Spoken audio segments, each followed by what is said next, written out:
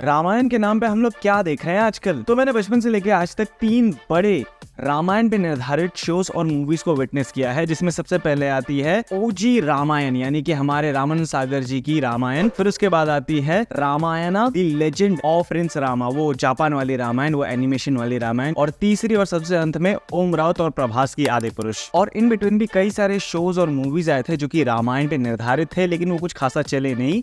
लेकिन मैं यहाँ पे कोई कंपैरिजन करने नहीं आया हूँ कि कौन सी कितनी अच्छी है या कौन सी कितनी बुरी है। मैं बस यहाँ ये कहना चाहता हूँ कि एक अच्छी रामायण को बनाने के लिए किसी भी मेकर डायरेक्टर को एक्चुअली क्या चाहिए, यानी कि one of the most important element क्या है एक अच्छी रामायण बनाने के लिए। और इन माय ओपिनियन वो है स्टोरी राइटिंग। क्योंकि ये टॉपिक कोई टॉपिक नहीं है, ये एक्चुअली हमारा इतिहास है जिसके ऊपर कई सारे मूवीज, शोज, बुक्स, इतनी बुक्स बन चुकी है, इतने सारे अडेप्टेशन हो चुके हैं, इतने सारे देशों में अलग अलग रामायण बन चुकी है, जिसके ऊपर तुम कोई भी एक पर्टिकुलर बुक को उठा के तुम उसको अडेप्ट नहीं कर सकते। No one can just adapt from one of them. That's why inspiration या अडेप्टेशन हमें इसके इतिहास के ओरिजिन से करना चाहिए, and that is Valmiki Ramayan. And it's completely okay कि तुम थोड़े बहुत चेंजेस कर सकते हो, थोड़े बहुत क्रिएटिव लिबर्टी ले सकते हो कि थोड़े बहुत चेंजेस कर सको, लेकिन ज्यादा नहीं। और मेरे ओपिनियन में ना यही सबसे बड़ा रीजन है कि अब तक कोई भी ऐसी रामायण नहीं आ पाई जो कि ओजी रामायण को टक्कर दे पा रही है, क्योंकि they have the original context, they have the original content. In fact मैंने कहीं तो सुना भी था, किसी उनका नाम मुझे नहीं याद है अच्छे से, शायद से उनका नाम था पौंड्रिक गोस्वामी जी।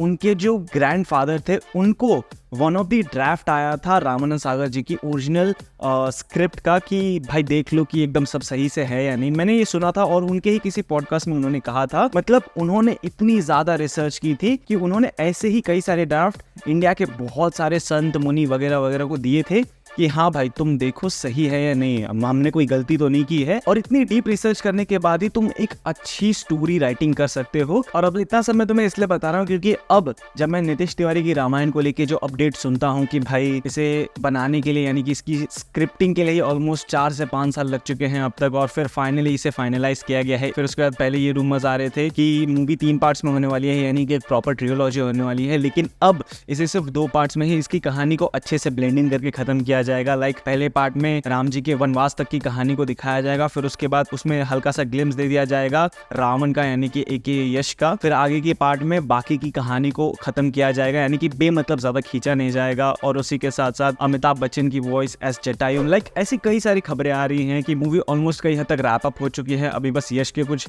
सिग्निफिकेंट सीन्स को शूट करना बाकी है। तो ये सारी बातें, न्यूज़ेस, ये सब सुन के ना काफी ज्यादा फैसिनेटिंग फील होता है कि they are actually working to make their Ramayan larger than life, और ये एफर्ट ना बाद में मूवी में दिख जाता है भाई। तो मैं पर्सनली ना इसके लिए काफी ज्यादा एक्साइटेड हूँ, but still OG Ramayan top पे ही रहेगी, ये आसपास भी नहीं आ सकती। लेकिन एटलीस्ट करंट डेट पे जैसे हमें रामायण के लाइव एक्शन सीरीज मिलती हैं, उससे तो कई गुना ज्यादा उम्मीदें हैं मुझे इस वाली रामायण से। सो ओवरऑल ये मेरा एक छोटा सा ओपिनियन था कि आज के टाइम पे जैसे ये रामायण के सिनेरियोस चल रहे हैं या कैसी रामायण बन सकती है, उसे कितना और बेटर कहाँ से किया जा सकता है, तो इसलिए मैंने बस अपना एक छोटा सा ओपिनियन दे दिया। बाकी ऐसे सिनेमा रिलेटेड वीडियोस के लिए मुझे फॉलो एंड सब्सक्राइब कर लेना।